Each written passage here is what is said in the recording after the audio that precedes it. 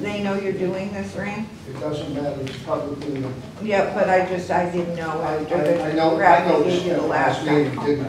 Huh? I noticed them last meeting. didn't Yeah. I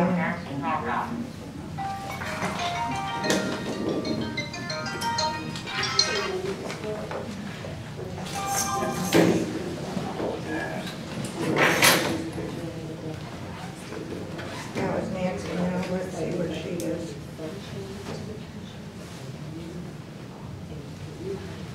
She got sent out.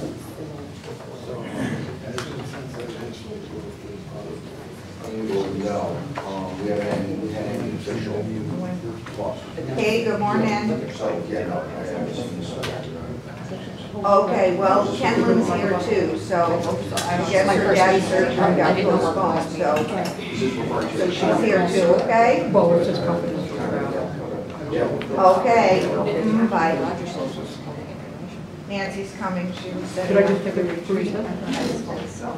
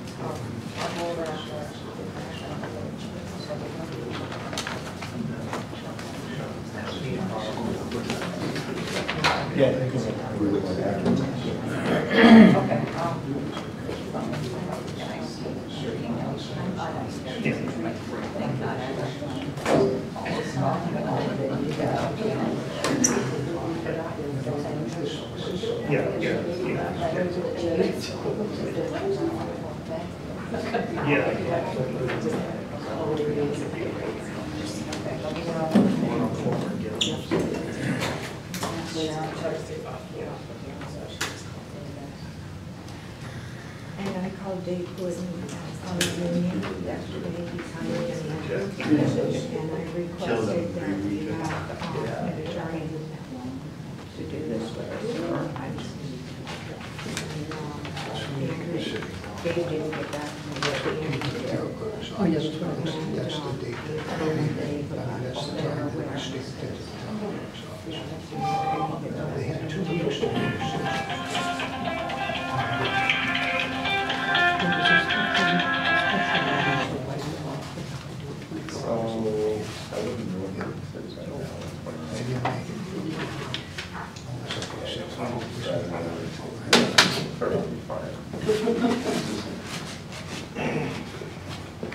Hello?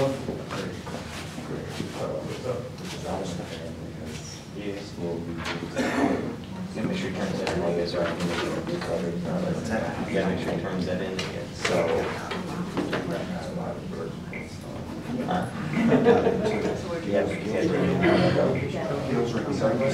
Yeah. But they should have.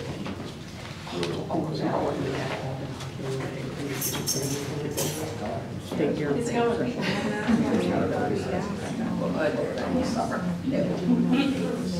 I didn't get a chance to read it. Yes. I mean, it's as far as this section goes, one of these guys, you can work out. I was not so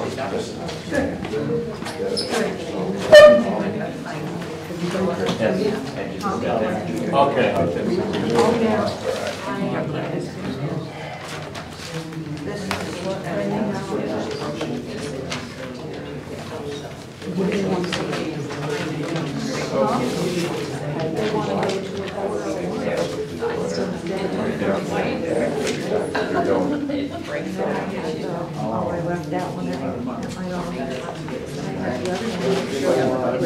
get this?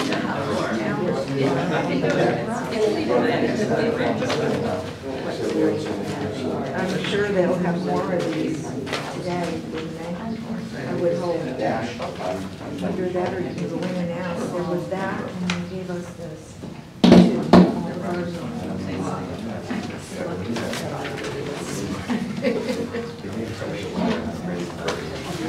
Because we're very young. We don't even get our 4 years.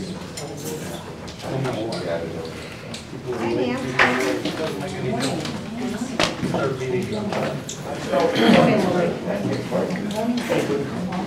Good morning,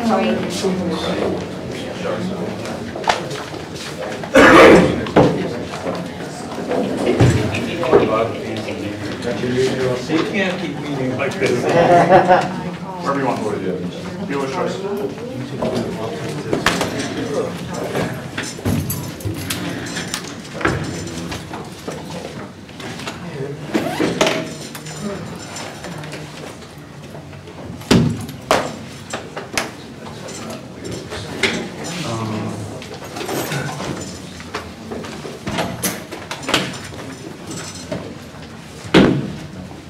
I brought copies.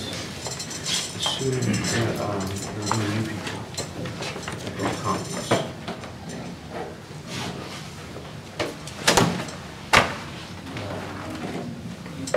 Well, yeah.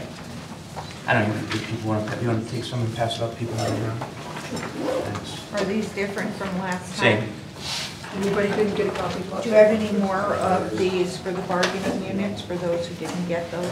What's these? copies. The stuff I emailed? This here. No, I did not. There are some that want those. So it is 8:09. I'm going to call the informational forum of the Pension Committee to order. First, I'd like to start with the Pledge of Allegiance. Pledge allegiance to the flag of the United States of America and to the republic for which it stands, one nation, under God, indivisible, with liberty and justice for all.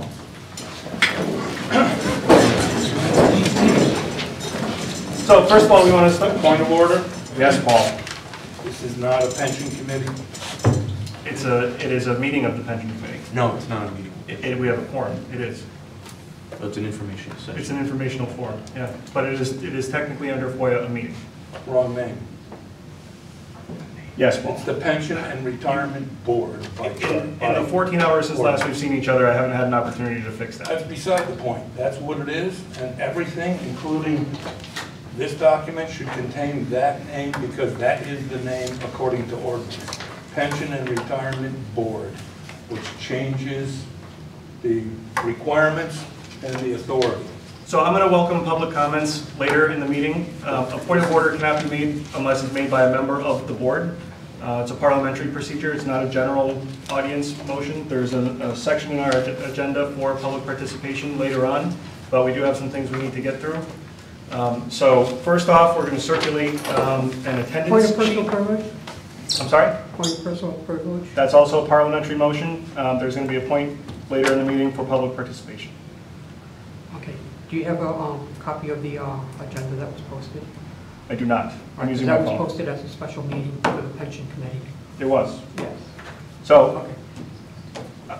we'll get to public Okay. feedback later. All right.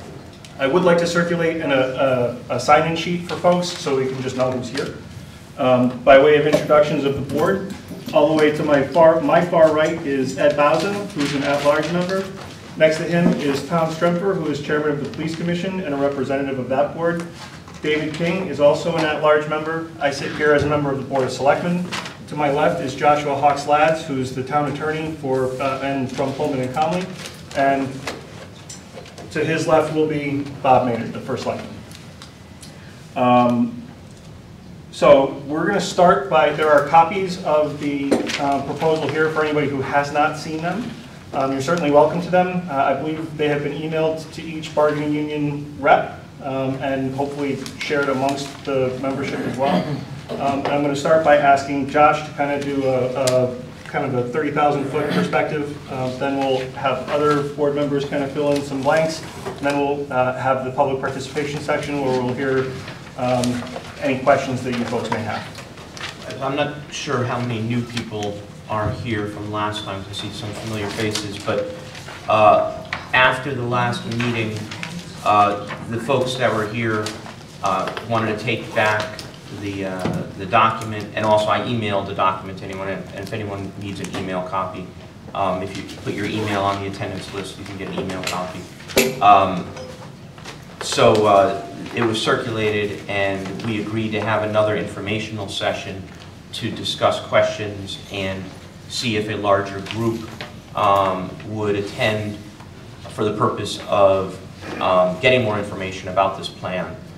So just by way of background, we are about to commence negotiations over the pension.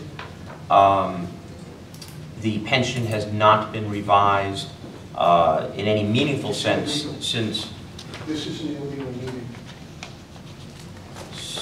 since 2003, and then again in 2007. There were some revisions, and certain participants, namely Public Works and Police, had revisions, and a hybrid plan was created back in 2007? 11, a few years ago. And so there haven't been any meaningful changes to the plan. My partner, my law firm, George Casper, who's one of our pension experts, went through the various plans, made multiple revisions. Those of you who've looked at it since the last informational session and today noted legal changes, language changes, a host of changes relating to the plan, and also some substantive changes that we are going to propose when we commence negotiations. What the town wanted to do was provide everyone with a preview of where the town was going to be coming from when we commenced negotiations. We wanted to do that because it was difficult to get everyone in the room together. We wanted to have negotiations commence as a group, what we call coalition bargaining. However, not all of the unions would agree to do that. So after the last meeting, certain people, I think Denise was one of them, talked about how all of you folks could get together to work as a team in coalition bargaining. And my response was, that's not up to us, it's up to you. We would like to coalition bargain. We would like to have everyone in a room like this for the formal negotiations, which we're going to commence after this last informational session. But again, the one in June, on June 16th, and this meeting are informational sessions to talk about what the town is proposing, talk about where we would like to go, and then commence negotiations thereafter formally. So that's the goal. We do need to commence negotiations very soon, both because of state law and because for many of you, the pension reopener began in January, so we're a little bit behind the 8 ball, but it's been a long time getting a lot of work, get everything done and getting all of our team together. So the people at this table are the negotiation team for the pension board. So these are the folks who will be negotiating on behalf of the pension board and the town once we commence negotiations. So our goal from today is to, from today on, is to get an agreement with those who are willing to bargain collectively in a coalition way. And coalition means as a group, meaning multiple unions negotiating together, which gives your side of the table greater strength and greater position because you're bargaining with more people, not less. And to our advantage as a town, it saves the town time and legal fees because I don't have to attend 7 different meetings as opposed to, or whatever number it is, 8 or 9 different meetings to negotiate as opposed to group sessions. So it saves the town money, which in the end I think is in everybody's best interest, everybody in this room's best interest.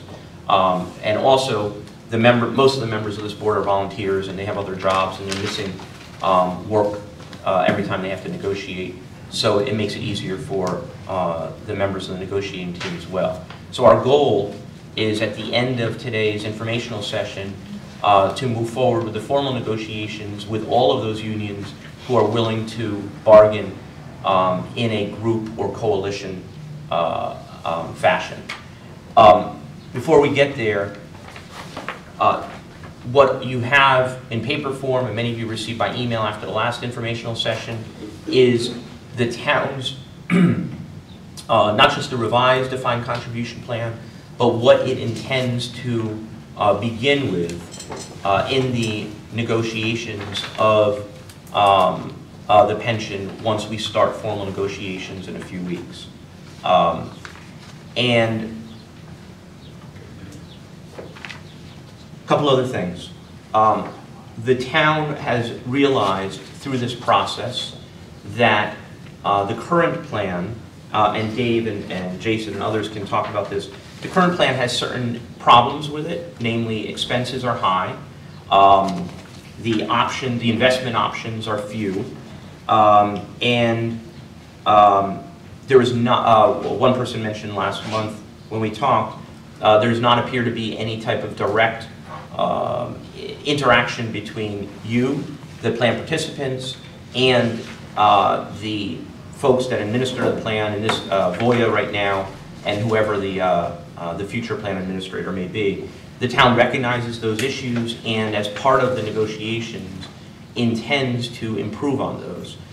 So the goal here is not just to modify the plan in order to make the plan more secure for everybody, but also to save the town money, hopefully, but also to improve the plan and the administration of the plan. So, but the only way we as a town will be able to do that is to have enough participation in the various plan, and in the two plans, or in the, at least the defined contribution plan, to make the plan attractive to a new administrator. And so we are going to need that a solid core of people who will be in the defined contribution plan to make the plan attractive to, say, a Fidelity, Vanguard, etc. But part of the negotiations on the town side is that we want to improve the fundamentals of the plan as well, for everybody's sake. What did I miss? Checked a lot of boxes. Dave? No? Yes? No, I think you covered it. So, our goal is to answer questions, hear from you today regarding what will be the proposal, and then, and hopefully everyone's signing the attendance sheet. We have all of the attendees from last month who are now on the email list, and we can only email you if we have your email, so please put it on the list, and who you're with, who you're representing. So our goal is, after this informational session, to then commence formal negotiations. And again, it's going to depend on, we can't force you to coalition bargain, but if there is interest in that, then that's the goal, to begin coalition bargaining over the plans. And that's where we are. And again, if anyone needs a copy of the paper plan, it's here. I will just say one other thing regarding Paul's comment at the beginning. We recognize the name of the entity is used in various ways, and interchange between pension board, retirement board, and we also, in looking at all this and looking at the ordinance, which we've done, we are aware that the ordinance says one thing, the charter says another thing, these documents say another thing. So making that uniform would be nice as well, but generically, this is the pension board, it's the pension and retirement board as well. But the ordinance does say one thing, charter says another, and hopefully we're going to make it uniform by the time this plan is finalized. Sitting at the table was the negotiation team. Yes. Which is different from what you, the term that you were using. That's true. He made a point that this is still a meeting of the board because there is a quorum of the board here, which is true. But this is an informational session, and this is only the team, not the whole entire pension board. The negotiation team, not the entire pension board. But it is a quorum. Yes. Okay. So with that, we'll move on to public participation. Mr. Anderson was first, Mrs. DeSouza second, and then we'll open it up to anybody else who has any comments or questions. Paul. So, going back to my earlier statement, I'm going by the ordinance that established this group, which is Pension and Retirement Board, but there are references to committees, commissions, and boards all over the place. Different places, even on the town's website, multiple places. And it's my feeling, we're confused enough in town with various things that you can't figure out who's doing what. It sounds like there's multiple groups, which is not really so. And that, I think, is a disservice to the residents and taxpayers of the town of East Windsor. And it's not the only group in town that has this issue.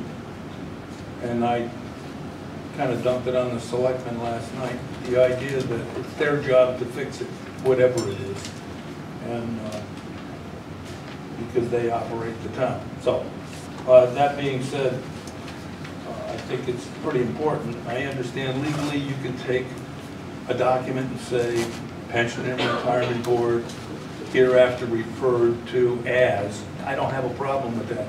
But we have an agenda called Pension Committee. The last minutes were Pension Committee. The calendar, town calendar calls for the Pension Commission.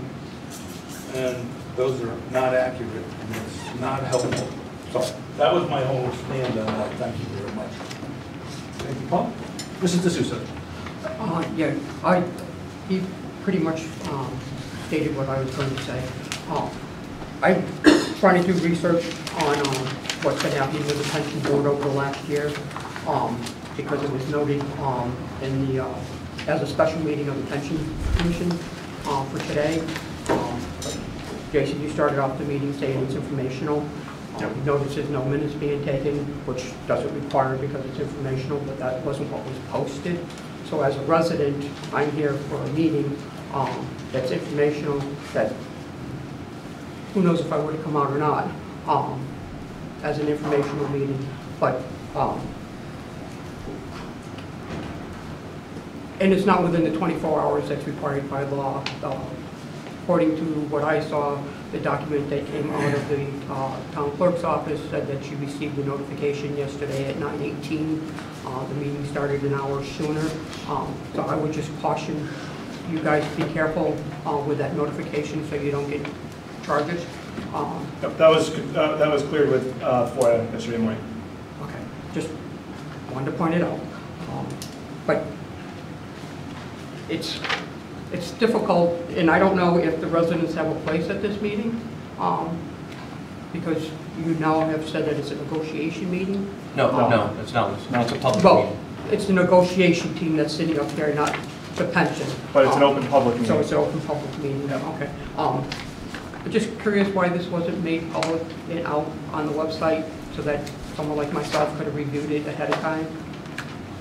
Because it's a draft, and although we opened it to the public for discussion, it's still a draft document. Once we go into negotiations, which will be closed to the public, this document may change depending on what the unions propose. So just for those of you who are not members of the union or have never done this before, once we go into formal negotiations, then the negotiations typically, not always, but typically become confidential. It depends on what the parties agree to, what the town and the union agree to, and what are called ground rules. So once ground rules are decided upon, often, but not always, the negotiations are confidential and the public is excluded from them. The only people who will be included in those negotiations are the union representatives that are listed as part of the ground rules and the pension board representatives who are listed as part of the ground rules. Then each session is, again, depending on if the ground rules say this or not, is confidential. And then from that, we sort of were giving a preview of where the town is coming from. Not sort of, we're giving a preview publicly to where the town is coming from. But the union then, most likely, will have proposals back. Depending on what the ground rules say, those proposals back will be confidential, and the town's proposals back to the union will likewise be confidential. So this document will likely change as the negotiations go through. Now, is this document from the pension board, or is this from the negotiation team? This is from, well, at this point, it's from, Did the pension board have any, did the entire Or did they- pension board have input into this document? This is coming from the team that was set up by the board to begin the process. So this is the negotiation team? Yes, correct. Not the full board. That's right. And again, like I said, this is put together through pension council and myself and the pension team, pension negotiation team. That's just important when you're talking to people to get some input. Sure. Who is aware of the input and who's Right. not. So for me to go to the other part of the pension board, they have no knowledge of it, so that wouldn't be fair to them to be questioned on it. That's true. That's exactly right. That right now, this is coming from the pension negotiation Okay. team. It's a preview of where we're going to be coming in with our negotiations. And again, depending on what happens today, because we want to commence negotiations after today, this document may change. Again, it will depend, so a negotiation, for those of you who've never been through this before, requires the union and the town to meet in good faith and to discuss and bargain over changes to documents that are mandatory that they be negotiated. This is one of those documents that it's mandatory they be negotiated in order to eventually become effective. So that's what has to happen. So we cannot, as a town, simply say, here you go, take it or leave it. We're not allowed to do that. So we must bargain over it. But before bargaining, because we had so many plan participants and so many different groups, the town decided to have 2 informational sessions to preview where we're coming from. So that's where we And where are. would one have found that information for an informational meeting? The last time was by notice to all of the union. So we're not telling the entire town what's going on because this is only a union negotiation. It's not as if we're posting to the entire town, we're commencing negotiations, here's what's happening. So the notice first went out inviting everybody before June 16th. I can't remember the date it went out. June 16th. That was the last meeting, right? We had a meeting, the people in the room, we had a very good discussion, and then we decided to have another meeting today, on the town side, the last informational meeting. And we emailed every union member, union rep, everybody that I had information on regarding, not everybody? Not everybody. I missed people? You missed people, you missed all the people that were unaffiliated that are Ah. still parts of the employee. Okay, and that's a separate issue. So I'll mention that because someone else raised the unaffiliated issue. I did. Okay, and I think I responded to you by email. So we emailed everyone that we have a mandatory obligation to bargain with. I did not email the unaffiliated members of the participants of the pension because we do not have a legal obligation to bargain with them. We have a contractual obligation through their contract to adhere to their contract. But that's a completely different standard than what the state law requires regarding labor negotiations. So that's true that I did not send an invite to the unaffiliated, but nothing prevents them from being here, like But anyone they else. wouldn't have known about it had we not shared with them. Okay. So other than the unaffiliated, I believe I emailed every union person, including someone that Rand said I missed the first time, so I included that person. So the goal was inclusiveness, not to exclude everyone. So that was the goal. So hopefully, other than the unaffiliated, we hit everybody with our email. And if not, we can. But again, we are not bargaining with the unaffiliated at this point. We are only bargaining with the union, with the unions. But they should have been made aware that this was coming up so that they, on their own grounds, could have been able to show up at the first informational meeting and been privy to what's happening from the beginning. Because there are still several that are not here due to work constraints and obligations. That's So- a good point. So you know what I'll do? I'll email them. And that's really wrong on so many levels because we're sharing information with them because they're part of our unit, not so much as to say union, but they're unaffiliated, but they fall under the same contracts with the Board of Ed. So they should have been included. Well, that's the Board of Ed unaffiliated. There's also town unaffiliated that have separate contracts. Right, but I'm speaking on behalf of Board of Well, Ed. that was one of the problems when I considered whether to include them. We have different interests for each unaffiliated depending on what their contract says. And so, but I agree with you that giving the information would not have been harmful. I will send them an email after this and let them know what's going on as well. But as I said, we do not have to, by law, negotiate with them in the format that we're doing. But in good faith, as a town, and a lot of people who work for the systems, most of us live in town. So as a town resident, and knowing that you're drawing a salary from the town of East Windsor, they should have been included from the get-go. Okay, fair enough. And I will email them after this meeting.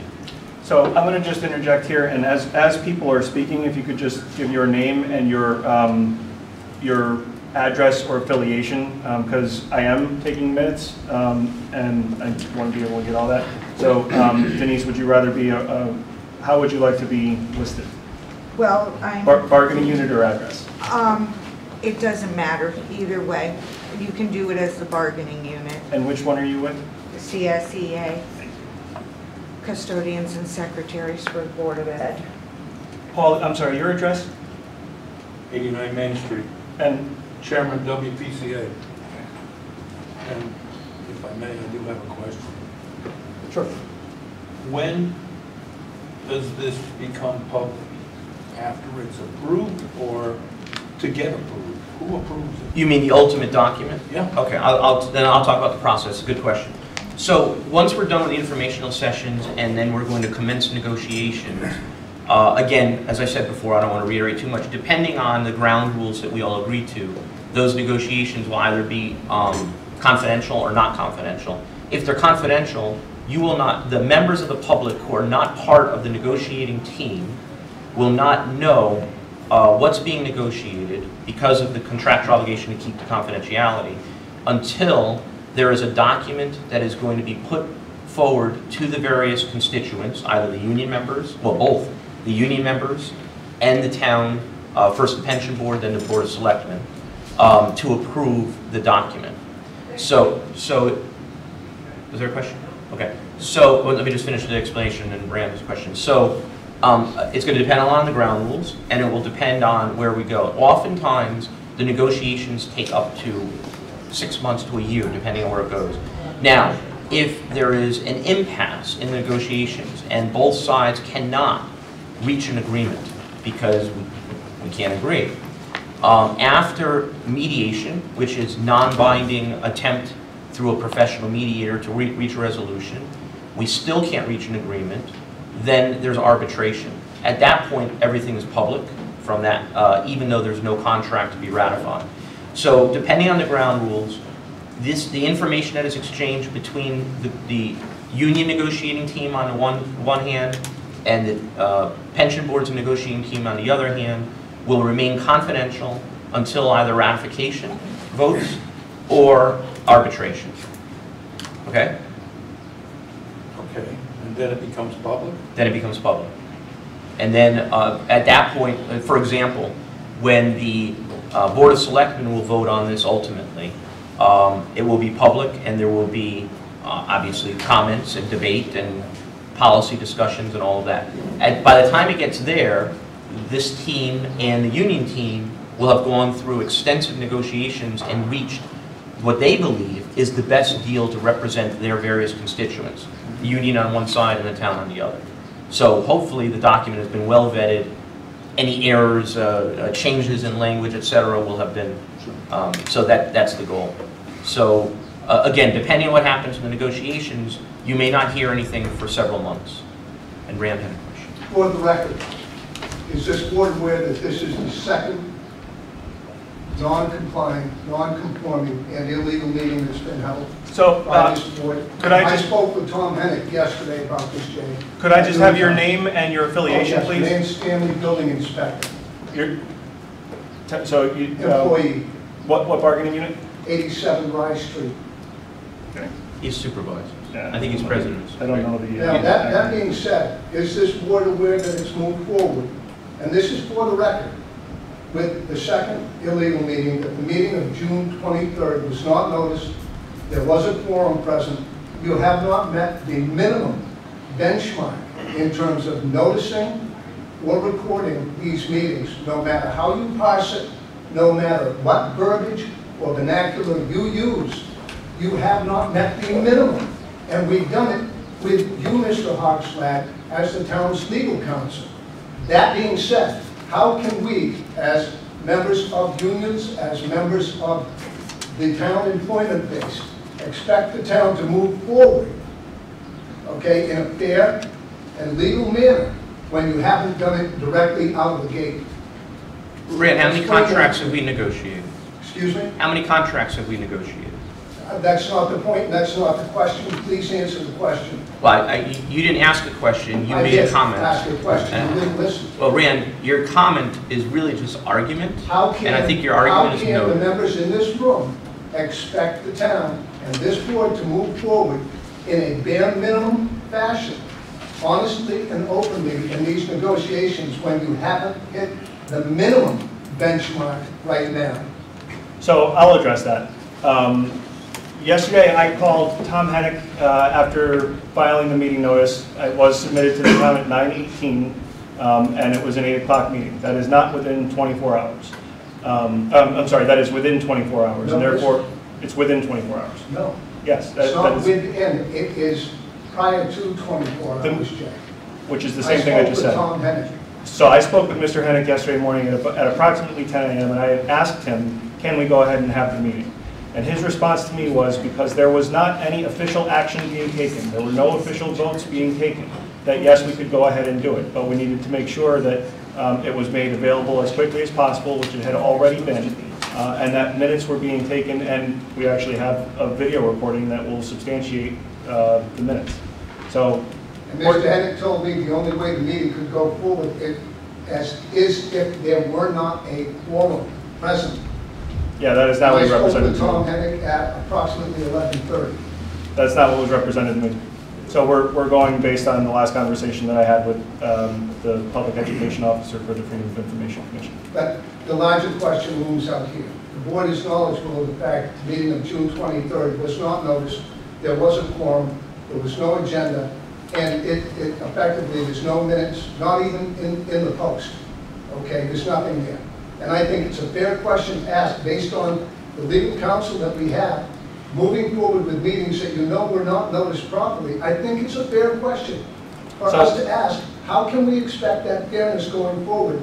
And this board and the members up there to hit the minimum benchmark. And the reason I say this, Jay, is because we're all held to a standard as employees for this town. Every one of us, whether you're a janitor, whether you're a police chief, there's a standard. That standard is to meet the bare minimum of legal and ethical standards. And I think as a group, we do a damn good job. May I respond? Please.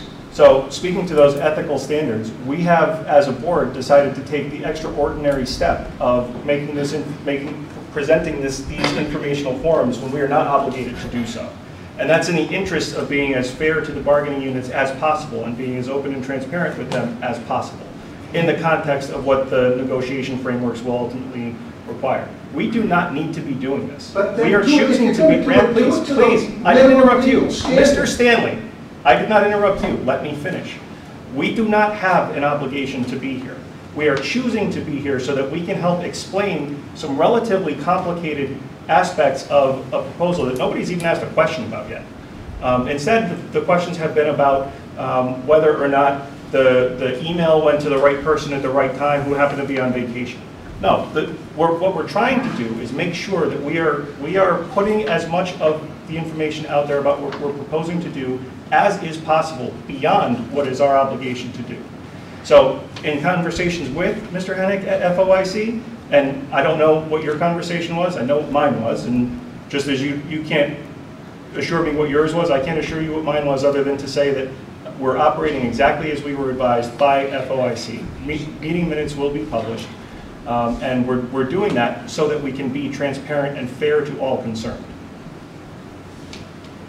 Anyways, there are questions about the plan that the town has offered for informational purposes in order to have a preview for all of you before actual negotiations begin. And as Jason said, we're voluntarily coming here. This is not mandated by law. This meeting was done in good faith to give information to all of you. I know that some people are not that interested in moving the ball forward for whatever reason. We are. And obviously, if we can't reach an agreement on coalition bargaining, then we're going to begin bargaining unit by unit.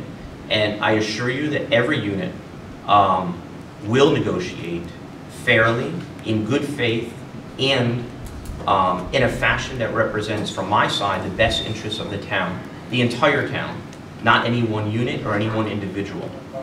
So if anyone has questions that will move the ball forward on this informational session, while these volunteers are missing work to be here for that, please ask them. Otherwise, we can conclude the meeting. So I'm going to go to, just because he hasn't had a chance yet, I'm going to go to Mr. Enderle and then back to Mrs. Friedman. Yeah, All right, could you tell me? Arden DeLee, Superintendent, Water Pollution Control. I'm a non-affiliated employee. I don't belong to a union. I understand what's going on here, and I hear you saying we're trying to be fair and we're trying to be transparent. Well, I got a copy of this from the union because I was not aware of this, so I'm a non-affiliated employee. One of the first questions I have is in trying to read this over, I'm used to things being redlined, but I have red lines, and then, so the original document was in black, correct? Correct. And then it was redlined, and then, so what I should be reading is the black and the blue? Yes. Well, the red is a strike through. Okay. Yeah, you want to read the red too, because there could be something that has been stricken that you're concerned about. Okay, my only concern is it's really kind of hard to read this. I understand what you're saying, that the strike throughs need to be in there too, but when I try to read this and follow it, it gets very confusing between the black, the red, and the blue. So my question, is it possible to get a cleaned up copy with just the black and the blue, that I could have both these side by side? It's hard for me to read this. Well, and the second thing I would like to say is that having come here about 7 years ago, I originally worked at a place where I had a defined benefit pension plan, so I'm very familiar with it. I went to a place where something like this happened, and I was put into a defined contribution pension plan. So I understand the differences between the two, and they are huge. Okay, I understand the town would like to save money, but I also understand that the town would like to take care of its employees. Well, you know, when you go from a defined benefit to a defined contribution, having been through that, and I'm just about to be 60 years old, so I'm looking at this, I came here for the defined benefit. And now I'm looking at this changes, a guy at my age, this changes everything for me. So I'm just trying to make people aware who are younger than I am that this is really, really a big deal. And I'm trying to make sense of all this, so I'm having a hard time trying to understand exactly what I'm reading here, because with all the strike-throughs and the difference in the colors here. So is it too much to ask that I could get a clean document? So, I could look yeah, at I understand your point. Oh, are you done? I didn't mean to cut you off. I'm sorry, I'm done, yeah. So the reason why I did it this way is because when we start negotiations, any change, any substantive change, I mean a period or comma doesn't matter that much, but any change has to be negotiated. That I understand. Okay, including strike-through. So both the additions and the subtractions to the document must be negotiated. Sure. So the red lines, the deletions are proposals as much as the additions. Right. So I can't say, here's our proposed document, boom, I have to show every single proposal so that the union can say yes, no, yes, no, yes, no. I understand, right. So I did send, and I'm happy to send it to you, a Word version of it to the participants from the last meeting, and I'll resend that email now that we have your info as well. Yeah. And like I said, I will include the unaffiliated on the next email. And you can go through it and simply accept or reject, because it will be a red-line Word document. Yeah. And then you have your own working copy. Yeah. But I mean, unless the chairman of the board tells me otherwise and the chairman of the negotiating team, I'm not going to go through it and make individual copies of different versions for different people. But what you have here is every stricken word and every added word, obviously the stricken word in red with a strike through and the added word in blue. I can't really do much else, but you are happy to manipulate the document the way you want it. Sure, It's if you easier can for send you. it to me in a Word document, it'd be fine. I'll do that. I appreciate that. And then as to the other comment, again, this is a policy comment, not a legal comment. We recognize that this proposal is a fairly dramatic change. And we're commencing negotiations after this informational session. A lot can happen there. So we'll see what the end product is. Okay? Yes, in the back. Yeah, Annie MacDonald, I'm Huey representative for the Water Pollution Control. As has been said, when you go from a defined benefit to a defined contribution, that's huge.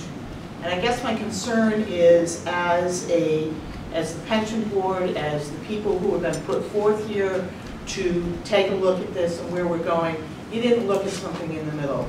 And you didn't look at a cash balance plan, which would give those employees that now are under the defined benefit, and it remains, and newer employees that come on to look at the defined contribution. Because we do know that defined contribution, let's look at the private sector. 20 years ago, they lost theirs, and we know the nightmare of that. And we know the nightmare of the stock market and where it went, and people that are 65, 66, 67 are still working because of it. I just would have appreciated if something had been looked at in between that might have perhaps met the needs of everybody. And then I do have a couple of questions when you're speaking about negotiations. I'm assuming that if impasse was declared, you're declaring impasse after mediation. Typically, it's how it works, correct? Okay. And then Well, I mean, obviously, I don't want to go into the legal No, issue, no, but there's no, two I different know. ways. But Okay. typically, Yeah, you that's go, all right. That's yeah. all, yeah. But you can declare impasse and then mediate. Right. There's nothing that prevents that. And then my other question is just, and maybe because I came in late, I'm sorry, traffic on 91 was a little bad coming from the southern part of the state. In terms of the negotiating team, is it only the negotiating team will know about this, or can the negotiating team take that information back to its members? Typically, that's a negotiated issue Okay. when we come All up right. with the ground That's all I rules. want to know. Thank you. Yeah. Mrs. Friedman. I have a question. On the meeting on the 16th, we had requested information as to when members would be notified. You had to check with Milliman as to when we would be able to see what our lump sum dollar amounts would be as in reference to rolling them over. I'd like to know what the status of that is. We could not get that for this meeting, in time for this meeting in 3 weeks. What is the projected date? I don't think. So I spoke with Becky Seelman, who is the town's actuary, and she works for Milliman. She couldn't project how long it would take. She said it could take weeks to months, but she also had some other ideas that she wanted to speak with this board about that might make things a little more clearer for everybody. And we haven't had a meeting of the board with her yet. She's on vacation. With some of the resources that some of us have used to our own personal to look into it, some of us are looking at huge, huge dollars amounts.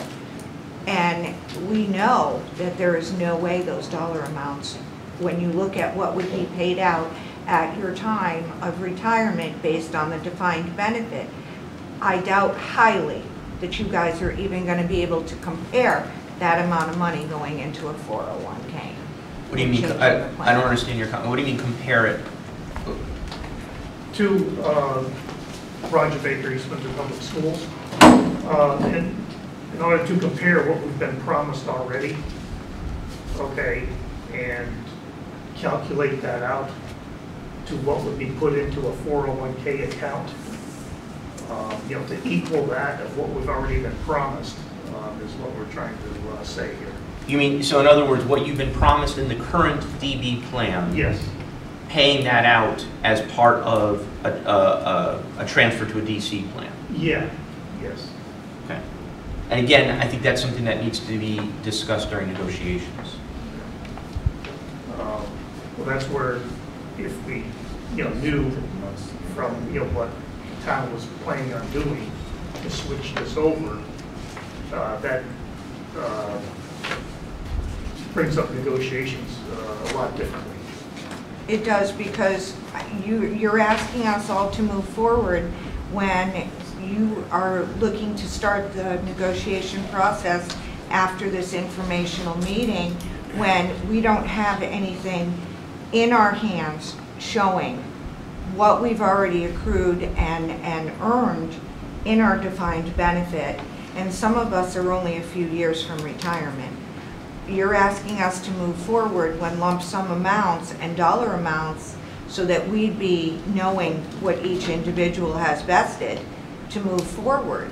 How do you expect people to move forward without that information up front?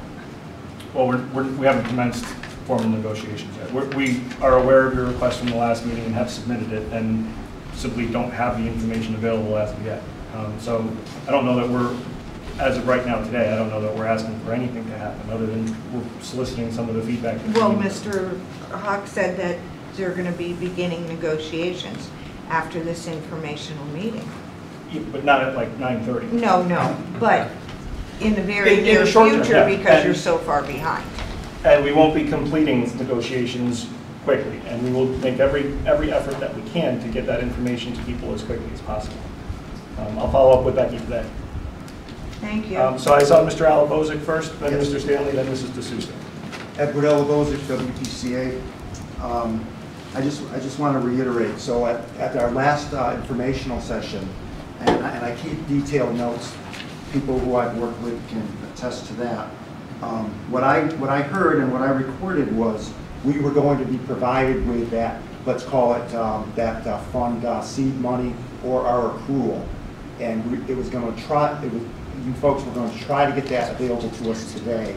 Mr. Maynard, First Selectman Maynard, which I appreciated, had said it was only fair that we be given that information, because right now we're getting the worst, basically a worst case scenario in that proposal, and it's going to be really, really hard for us to even make a educated decision on what we want to do if we can't see something where that fund balance is. What do people who have been working 30, 25, 20 years, where are they starting off? We all agree that you have an entitlement to it. I So, appreciate that. as soon as we can, and Jason said we'll call Milliman again today. So, and maybe we'll talk afterwards about the best way to effectuate that. But no doubt that it's a piece of the information you're going to need for the negotiations. Agreed. I'm sorry, I saw Mr. Stanley, Mrs. D'Souza, Mrs. Slate. Ray Stanley, just a question. How long has the board been preparing for these past two informational sessions? So that is kind of that is an interesting question. I mean, have you been 6 months? Have you been a year? Have you been 2 months? Have you been 3 weeks? And just as a matter of curiosity. Well, we've reviewed the documents, and we've taken time to review the documents. That was, I don't know. Months. Yeah, it's been months. But in terms of, I don't know what you mean by preparing for this meeting. So you can see our formal presentation is not really formal. I'm sorry? When did you determine that you would move forward with these informational sessions? That was in April or May. We reached out to the bargaining. When did we reach out about the coalition stuff? It's been several months. Several months. And we made overtures to all of the bargaining units, asking them to bargain in a coalition format. I think actually earlier in the year. It's been, and so we didn't get much feedback on that. And so once the pension board had reviewed the document, which was probably in, don't hold me to this, but I'm guessing it was May. Then we started setting up the dates where we were going to present this, and we had, I think, a list of 8 dates that were bandied about, and then ultimately we decided on June 16th, which was the earliest of the dates that we had agreed to. And I just wanted to generalize it, that's all. We started planning for this meeting at the conclusion of our last one, when there wasn't the attendance or participation we would have hoped for, and so we decided that it was probably in our interest wanting to be transparent, to hold another informational session. This was not a planned one. This was something we thought would be a smart thing for everybody to get in a room and have a conversation. And also, we knew people didn't show up because they didn't have notice. Like you said, you didn't get notice at the last meeting, so we included you in the next email. I didn't get the email.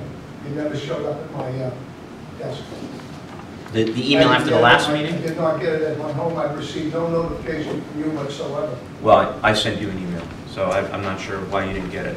You have to No, check the I'm server. not either. Mrs. D'Souza. Rita Souza, resident of East Windsor. Quick question for you. I haven't had an opportunity to read this, but looking through it real quickly, I noticed there's no cost analysis as to what it's going to cost if it should get accepted. I think that's important that any union members sitting in this room know what this benefit is going to cost them if it does go this way, which I hope it doesn't.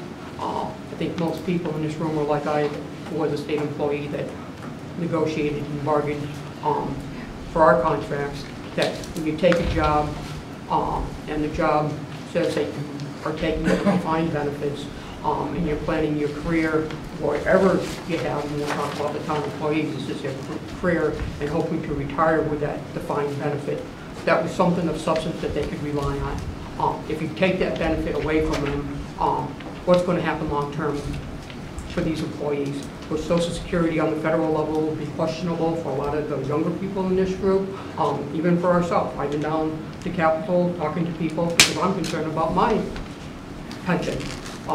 And I think these people need to be aware that you may not have Social Security, so it's your benefits that you're working towards that you really need to keep. And I think if it's going to go through a vote, and let's assume that this does go forward, they really need to know and have a breakout of what it's going to cost them as far as their monthly benefits. And the fact that this document says it's effective June 1st, 2017, and it's going to take several months of negotiation, and then you got the vote afterwards. So they could be looking at a retro payment that they might not be aware of, and that's kind of concerning as an individual. But the other thing, as a union person, I know we just disrespect for anybody up there, because I have respect for these people that are up there, and I think that these informational meetings are their way of reaching out, so I commend you guys for that. But looking at the pension board and their last, I'll use the word audit for lack of another word, but their last document saying that the town finances are in good shape. I question why we would go and take away something that's fine when we know we have the money. During the budget process, we have taken out $475,000 of money to offset some of the expenditures. The previous year, I think it was $125, don't quote me on that figure, but we took money out. So the town has the ability to pay for the defined benefits. And I question why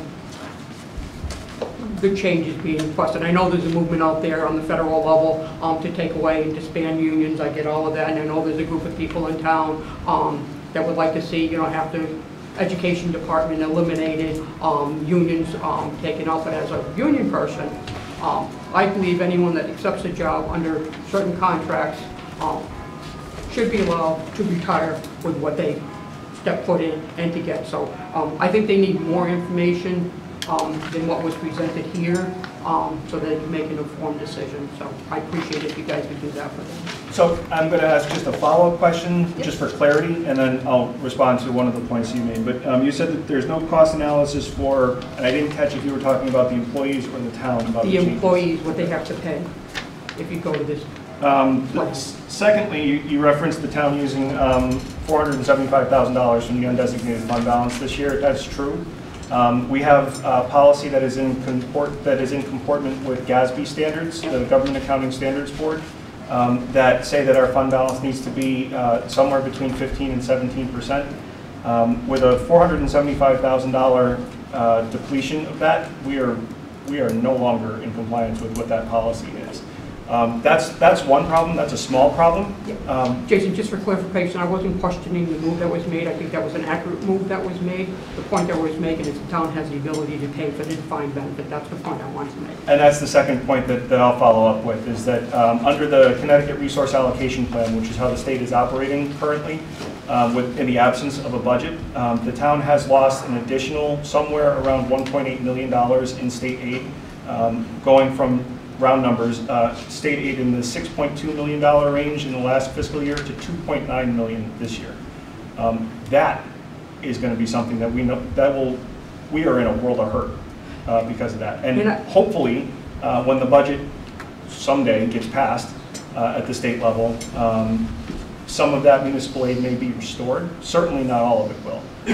In the meantime, we're looking at a pretty good chasm in terms of state aid. So that's concerning. And that, as we watch what's going on, we said this last time, but as we watch what's going on with Hartford and what's going on with the CBAC negotiations at the state level, we don't want to be them. And so what we're trying to do is recognize all of our financial pitfalls and come to some sort of a reasonable solution that recognizes where we are. Hopefully things will change. Over the course of... And that would be my concern, if things change to the better, then people are negotiating on the worst case scenario, and I think that's unfortunate. And I don't blame you guys, I blame the state for that. Well, and you said also that the date represents a June 1st date. That's negotiable.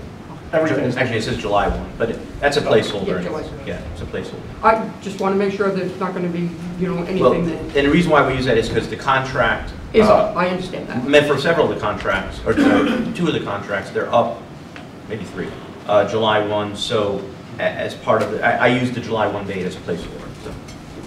As long as it's just a placeholder, that was my concern. But let me just say one thing, and this isn't a legal thing, it's a policy thing. As this team has met, and this is to address Marie's comment and also Roger, is it Roger's comment? Oh no, yeah, Roger, a couple of your comments regarding, when you take a job, you expect that to remain forever, et cetera, et cetera. We recognize that pension benefits are not only to support you in your retirement, but also to attract you to a position. This gentleman said it's one of the things that attracted him here, and to retain people. This committee, this team, is not ignorant of the fact that there are many different factors that go into a pension and negotiating a pension. And thankfully, we're not the city of Hartford that apparently, I don't know if it's going to pass through the unions there, but are going, having a very tough time in bankruptcy. You never know what's going to happen with a pension in bankruptcy. But we recognize that we want to attract good employees, and we want to keep good employees, and one of those ways of doing it is a pension. But on the policy side, as Jason said, you've got to think about the future as well. Well, if we're making assumptions, I would assume that the same thing in Hartford, if it, scenario that you use would go back to what happened in Rhode Island, where they took away the people's pension in Rhode Island after the lawsuit. They ended up having to pay that money back. They had to pay it back? Was that a bankruptcy? They weren't able to pay because of their finances. I'm not familiar with that scenario, but I mean, there's a lot of issues right now. I mean, it's a tough time. I mean, it's a very tough time right now. So, and we're not trying to crystal ball things too much. We're just aware of what the current circumstances are and are being responsive to that. So it's Mrs. Sleet and then I think Mr. Anderson, but I apologize if I missed anybody. Lori Slate, Board of Ed unaffiliated. I just wondered if the information that Dee has requested as far as the employees in the union and their vested amounts or a dollar amount that they're able to use if this plan was to take effect, would those documents also be made available for the unaffiliated employees? I don't see why we wouldn't be able to do that. Oh, thank you.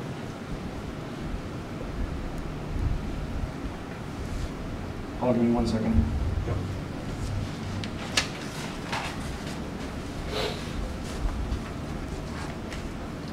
Okay, go ahead, Mr. Anderson. Okay, two quick things. One, the negotiation team was established on May 25th. So we were talking about history and how to plan all these things. I'm going to guess that the negotiating team planned these events. Is that correct? Pension board. Yeah, the negotiating team planned these events. Well, they didn't exist before May 25th. That's not accurate, actually, because there was a vote last October, I thought. I don't know. There was a vote regarding negotiations. I remember because actually, you know what? There was executive session involving legal questions that I was involved in previously. that could, there is a motion in the pension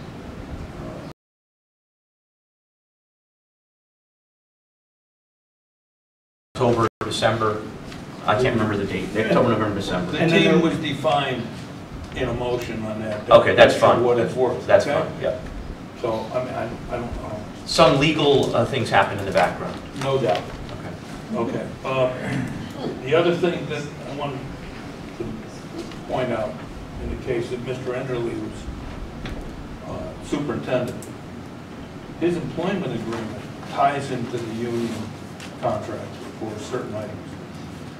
So he is personally and directly affected by union negotiations on pension. That becomes a very important factor. I'm sure that exists elsewhere in town. Yet, near as I can tell, he's not part of the negotiations. But whatever happens dictates his life as well. And that is it's a major concern because, for example, as chairman of WPCA, the last thing I need to do is lose a superintendent over an issue like this. I'm not suggesting that would happen. I have no idea. But that would be bad on our part to have that kind of a circumstance develop. So that's a major concern of mine, and that's why I'm here. Because we have a facility to run, and we have an obligation to all those sewer users to maintain things in an orderly fashion, 24/7 regardless. So I have concerns over how it impacts those outside of the union but are still employees.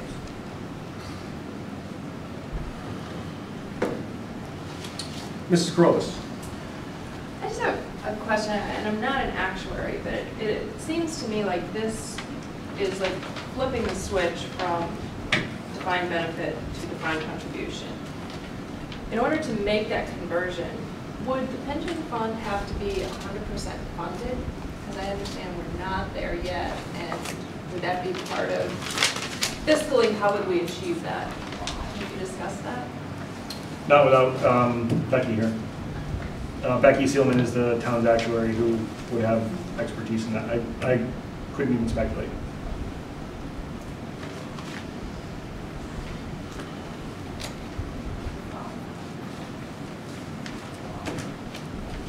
Anyone else?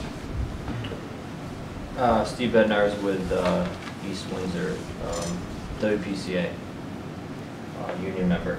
So you talked about the downfalls of the town in the near future. What about the casino that's supposedly coming in? That's the crystal balls you looked as with Hartford as well. Well, we're a long way from that, obviously, for casino.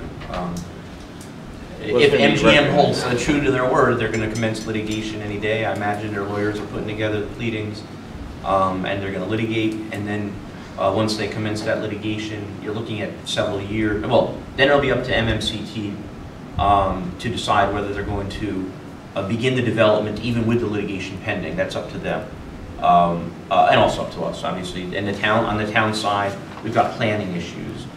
Traffic issues, zoning issues, I don't mean zoning issues, building issues. There's a lot of moving parts there. So you're looking at years from the effective date of that casino making money. I don't know how long MGM has been building in Springfield. I think 3-4 years now. I'm not sure, but just 2 years. So they're going to open next spring. So give it a 3-year window minimum. So a lot of moving parts, but I can't. There's no crystal. There's no crystal ball to see what's going to happen. Yeah, I get it. I mean, just saying, looking on one side of, you're saying all these downfalls, but I mean, that's something that's actually coming into the town. It might be in the future, but once this is set. It may be coming into town. Yes, and we may be in a situation as Hartford as well. We may. What did you say? I didn't hear the last comment. We may be in a situation as Hartford. That's why you guys are approaching this situation in general. Worst case. Yes. So it just, everyone's still going to be working here if we go to that, and then you see this influx of money, and then the people that are sitting here today are looking back at this to stay or the contract they approach. It's just something, I guess, another side of it to look at. There is going to be supposed money coming in. Well, I'll just comment on this. One thing that's negotiated is the term of the agreement and the term of the pension, the current plan, when you can reopen negotiations. So that's something that will be part of negotiations, that whether or not we look at this again in 10 years or whenever. But that's part of the negotiations. Okay. And a shorter term may allow more clarity on whether or not that's going to happen. Another question I had was, you guys talked about the downfalls. What, I mean, there's probably other places you look, but why would this be one of the big first ones that you'd approach to cut costs? We didn't say that this is, we're just cutting costs with this. There were several factors in what's being proposed, not just cutting costs. If you look at the big picture of it, that's what I see at least. Like you guys talk about getting money, saving money for the towns. That's what you stated. Part of it, right? And also saving money for the plan participants as well. And providing options. And providing options. There's many factors going into Yeah, I guess from our side that we see that this is a major change that isn't going to be for the better. Well, this is not the only negotiation going on. There's several negotiations going on. There's 2 other town contracts being negotiated or commencing negotiations, and as union contracts. Yeah, and Board of Ed has, I think, 1 or 2 going on as well. So this isn't in a vacuum. There's several negotiations going on right now. Okay. So it's not as if we're just singling out the pension. There's so many moving parts when you're dealing with these issues. Town finances and employment issues and all that. This is only one piece of a very large puzzle. Okay, and then just one last question. I guess you guys said you'd like to do a coalition, but if you would have to go into each individual negotiation with the contracts, what's going to make the first group to sign a contract? And I mean, what if then the second and the third and the fourth get better deals with the first one? Like, who's going to? Why would somebody want to be the first one to agree to a contract? Because there's power in numbers.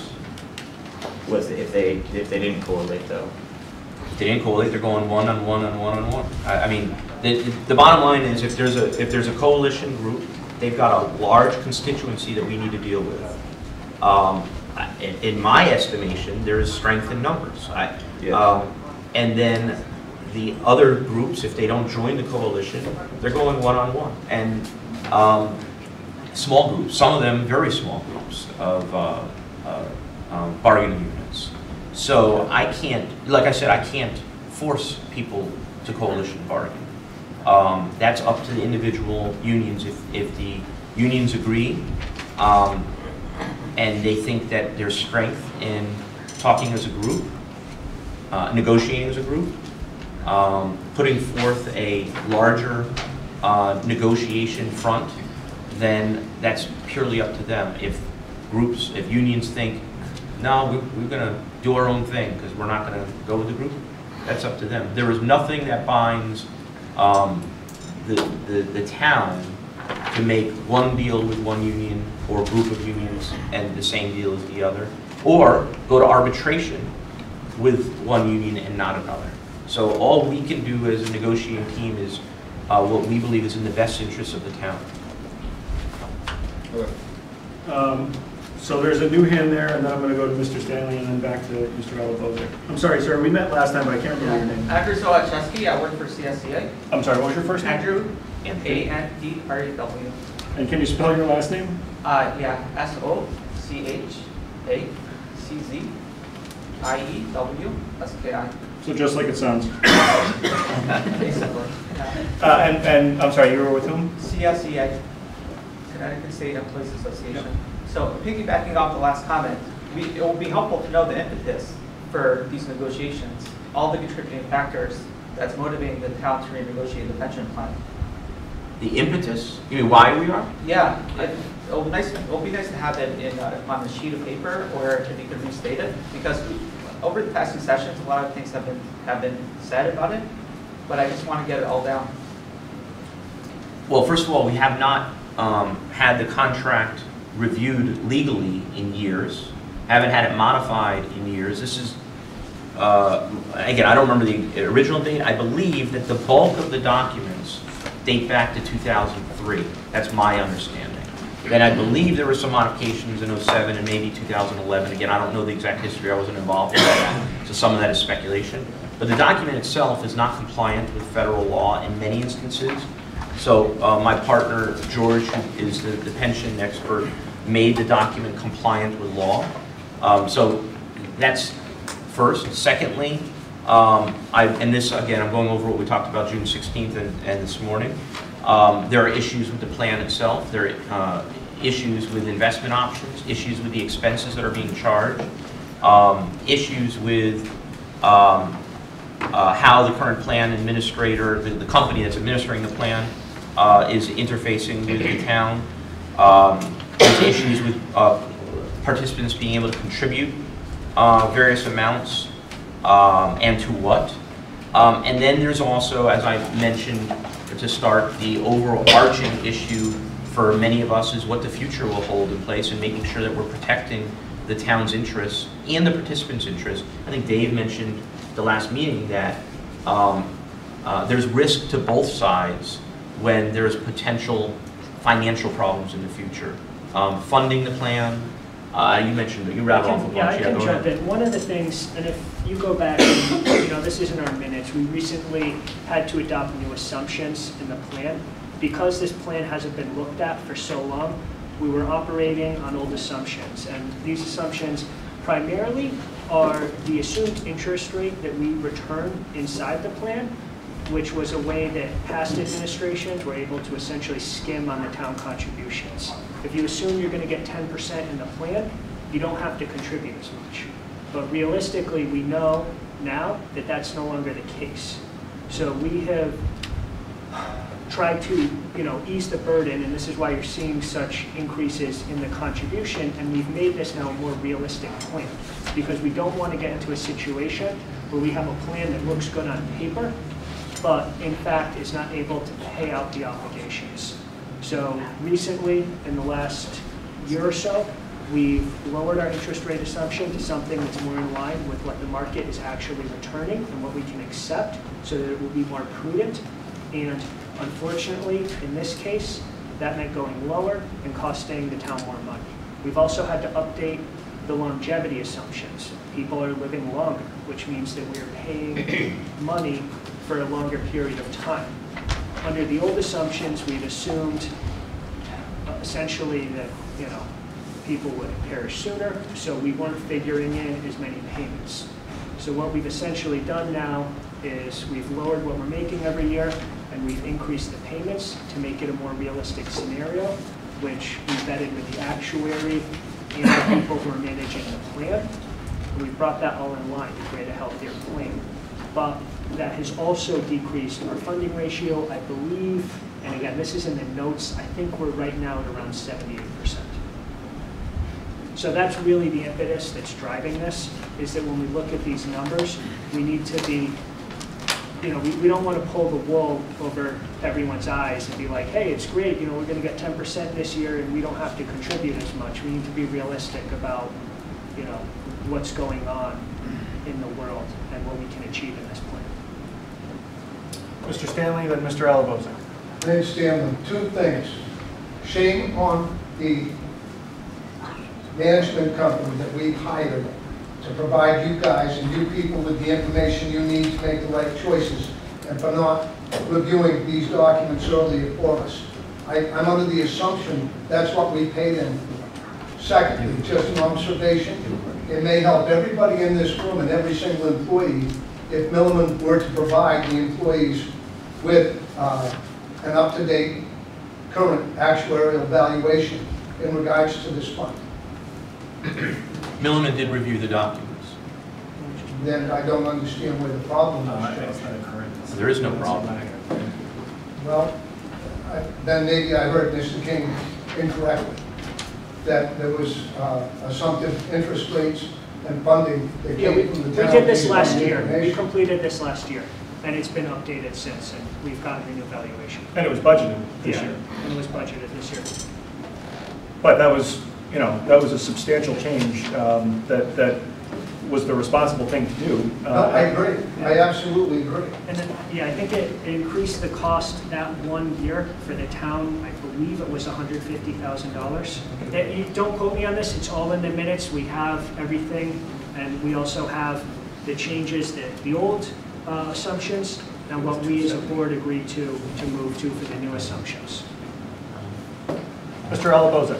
Ed Alaboza, WPCA. I guess one of the hard things I want to get it clarified from you guys. During the negotiations, it's going to be entirely possible for different union bargaining members or different groups to have different versions of the new pension. In other words, one group may still have defined benefit, and another group may end up with contribution. That is possible? Well, it is possible. One way to avoid that is through the coalition bargaining. That's exactly right. I will tell you that right now we have different groups with different benefits. Police and public works have different benefits. Not as jarring as the two. Well, it's different. I mean, they negotiated differently, and for various reasons, that's what happened. So, absolutely, that is a possibility. The no guarantees, but certainly if you have 7 unions, you're going to know that you're all bargaining out for the same thing. It's tricky. Maria. Just, Dave, if you don't mind, how many past employees do we have that are requesting benefits more than, say, 5 years? Do we know? Do you know? No, I don't. I know Bob at Webster would have that. I don't think anybody here I don't knows think that. I know it off. I don't know it offhand. Well, just because that's a factor, if I understood you right, that's a factor in the decision making. I would question whether or not that cost long term is really affecting the overall pension plan. Because I'm going through the names in my mind of people that I know that have retired, and I'm not sure there's anybody that was fully invested that have been collecting more than, I'll even go 10 years if you want. They haven't reached that yet. So I'm just wondering how that age factor is coming into play.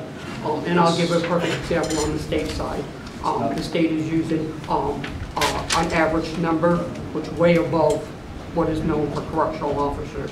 The average age for a correctional officer after they retire is a couple of years. In fact, I'm going to a 58-year-old service tonight. He retired in May. I'm going to one probably in a couple of days as soon as the notice comes out. He hasn't yet retired. He was in his 50s also. But the state is using like 70 or 68. So those calculations are rough calculations. You can change that number whenever you want.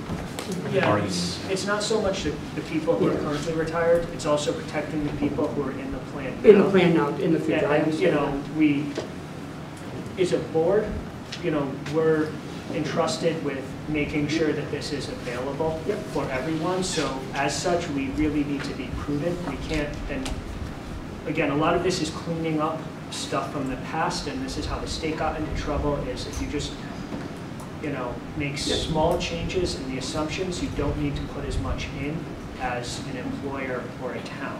And ultimately, you can't hide from that because that will come back, and you will eventually have to put that in. So that's the situation we're trying to gradually, you know, avoid. Not all at once, but. I think part of this is we don't want to end up like the state, and by doing this now and not in a radical fashion necessarily, but anyways. Depending on what your terminology of radical is. The bottom line is deals that were made 20 years ago are impacting all of us now at the state level. The state deals that were made 20 years ago are now impacting all of us in a real fashion right now. So we're trying to be proactive as much as possible. Well, I don't necessarily agree that it's the deals. I think it's what happened after those deals were made and the lack of follow through. We can argue after. We can debate after. That's right. So what I'd like to do is not have anyone commit to how the bargaining will take place, but I am, from a legal standpoint, going to start pushing forward with the negotiations and demand to negotiate. I'll send an email, unless anyone opposes this or thinks this isn't the best way, although I can always send an email if I want to. I'll send an email requesting those of you who are willing to coalition bargain to get back to me by a certain deadline. Because otherwise it's out there open-ended. So everyone who, does the attendance list back here with emails? Because I'll need to make sure I have everyone, I'll combine it with last month's attendance list. And I'll send an email, thank you, requesting that, giving you guys some time to communicate with each other, of course, because you need to, that those of you who are willing to coalition bargain to get back to me by blank date, figure out a fair date for everyone. I don't know how much time you think, well, let me ask you this. Is there a lack of interest in, from your side of the table, of bargaining in a group fashion at all? Because then we can just move forward individually as quickly as possible. Or is there some interest to coalition bargain, and I should give you guys a couple of weeks to communicate with each other? Does that make sense? I would appreciate some time, because as this was only the second informational session, we were still gathering facts, so okay. I don't know if I know I've had some minor discussions, but nothing serious. I need to bring it back to my entire group. We need to talk it over with our rep and then get in touch with the other unions. So time would be important. That's fine. My intent is to start moving the ball forward. That's my intent. So, and again, while the timelines are not necessarily artificial, because the State Board of Mediation Arbitration demands that we get extensions of time if we are due to have negotiations commence. And we've already done that with, I think, 3 of the unions. I think the Board of Ed is not as urgent because you guys, well, for other reasons. But so if I send an email asking you get, well, let's look at a calendar. If I send an email asking that you get back to us by, which I'm on vacation 28th, so as well. 28th is fine. I'm back August 2nd. So I'll ask. So 3 weeks is the 28th. I'll ask that you all get back to us by the 28th with whether or not you will coalition bargain, and which unions will, if not all of you, which unions agree to coalition bargain by July 28th. So 3 weeks from today. Is that fair? Well, do you think that's fair to do that if you're not going to give any numbers before? Are you going to give the numbers before then for the seed stuff? Well, the numbers, seed money, but whatever. The numbers will be in play during negotiations. I mean, there's no doubt that you all have a right to that information. We're going to get it. And to me, that's not relevant to moving forward either in a coalition fashion or individual. And so that's my opinion. I disagree. But to us, it is very relevant. What did you say? I disagree. I think that people need to see that dollar amount before we enter into a negotiation. We want to know what's on our plates now and what we stand to lose. Yeah. Yep. Well, okay, we may have a difference of opinion there, but I understand your position. The other thing is, once we commence negotiation, it's not as if, you know, boom, we're done. It takes time to set up the meetings. We have to do ground rules, or you know, depending on where we're coming in from. But it also gives us the chance to look at how much financially each individual would be losing. All right, then let me do this. Jason's going to have a conversation with Milliman, so let's see if we can get a date certain from then when we can get those calculations. One question is, I mean, the other thing we ran into is I'm sure that you guys don't want these numbers just thrown out so everyone can see them. No, we because don't. It is somewhat confidential. Yeah. So, you know, how would you like us to release? Well, we have to do individual emails. Yeah. They have to be done individually. Do it the same way they do the actual evaluation, send it out in a statement. And that would come through Lori's office for the schools anyway. In the treasurer's office for the county. What is the cost to this, the town? Spoken like a treasurer. What cost? If only, you know. To get these numbers? Yeah. Yeah, we don't. I don't know. Yeah, so Becky will have to come up with a present value calculation of all the benefits. Do we have a quote for that? Jason, No. over there? No. We'll find out, but it's part of the, I mean, obviously, in order to move forward in the negotiations, apparently, we're gonna need it one way or another, so, there's a cost. There's always a cost, so we'll find out what they're gonna charge. So, that said, what I'd like to do is still keep the July 28th date while we move forward in getting those numbers. And then by the time, because first of all, just because you get back on the 28th, we then still have to go through ground rules. We still have to set up dates for meeting. There's a lot of moving parts, and we're in summer. It's going to be hard to get people together because of vacations and all that. So we will do our due diligence on that and get those numbers. And I would like that you all to do your side and discuss things by the get back to me by the 28th with the coalition bargaining answer. And then if the answer is no, or you only have 5 out of 9 unions, or whatever the number is, then we'll coalition with 5. I'm trying to save the town money and time and make things easier on our side, and your interest, obviously, as we discussed, is to have a group large enough to have some important and strong bargaining, to have some bargaining strength. So I'll send an email out to everyone whose email I have, and then I will also email unaffiliated. I just kind of have a problem with the town setting an arbitrary date to cut off any type of coalition bargaining when 2 weeks ago in a meeting, the members asked for specific numbers, and now we've asked for it again, and we're told, no, they'll be forthcoming, don't worry about it. And there's been months and months to prepare for this.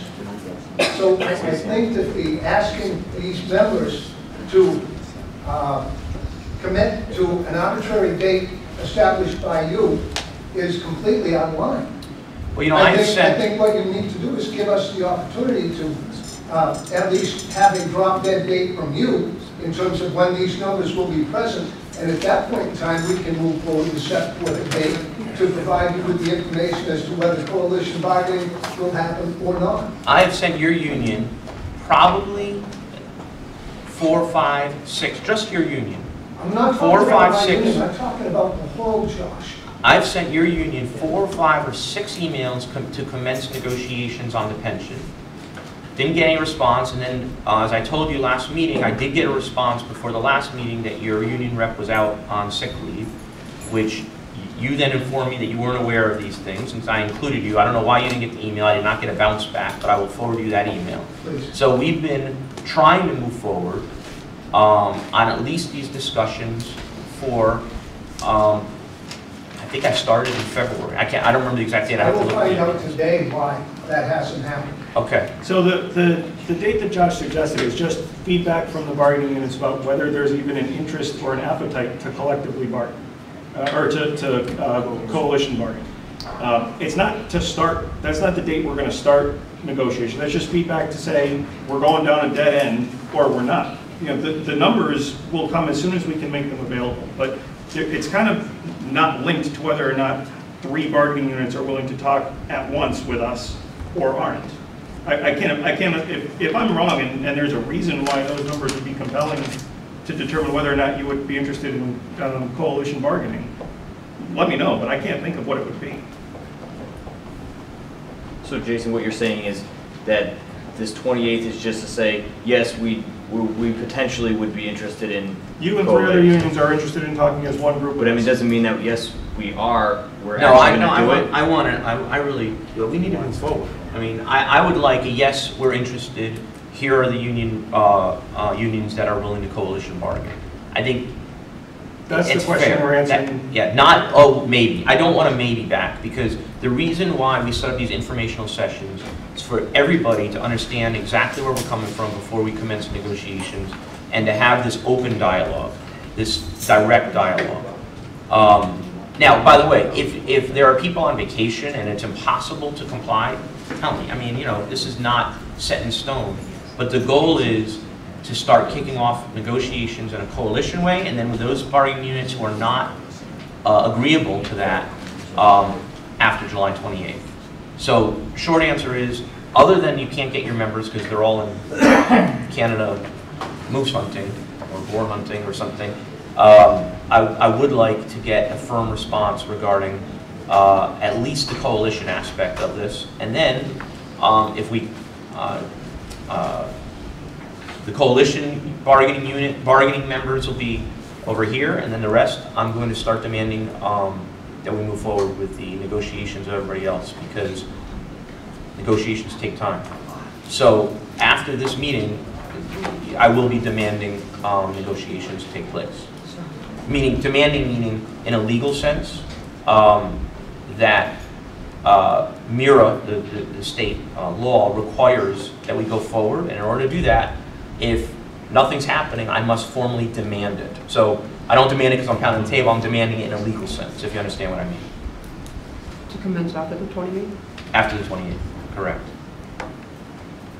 That date's set to be determined? Yeah, I mean, yeah. Whatever the process Yeah. is. But my point is, I want everyone to have a fair shake to figure out if you can get a coalition by the 28th, and then I'm going to begin demanding our not arbitration, negotiation. Mrs. Corollas. I believe Kim was on your negotiating team before she left. Is that correct? She was.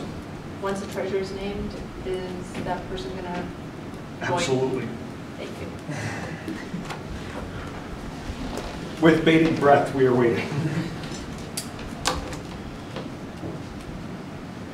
Anybody else? The coalition includes just the bargaining units. It has no effect on unaffiliated. They are not able to participate in any fashion. Can we do that? We can discuss it. The team can discuss it. My position on unaffiliated is just like Mr. Was it Anderson said. The unaffiliated, for the most part, and I have not examined your contract or the other contracts, for the most part, ride the coattails of the unions. And therefore, whatever the union negotiates, the unaffiliated are going to be stuck with, unfortunately. So there is, in my mind, and again, this is just a harsh reality, and those of you who know me know that I usually just speak directly, there is no reason for an unaffiliated to be at the bargaining table because they're represented by the union. So that's my feeling. If, for whatever reason, the coalition feels that they want an unaffiliated on their team, I don't necessarily have an objection to that, but I want to discuss it with my team when we start negotiating. But for the most part, unaffiliated ride the coattails of the union contracts. All right. Anybody else? Okay. It is 9:40. I'd ask for a motion to adjourn. Second. All in favor of adjournment? Aye. Opposed? We are adjourned at 9:40. Denise? Yes. When you get a chance, I'd like to talk to you for a second. Sure. I need some clarification. Okay. I got a minute. Yeah, check with,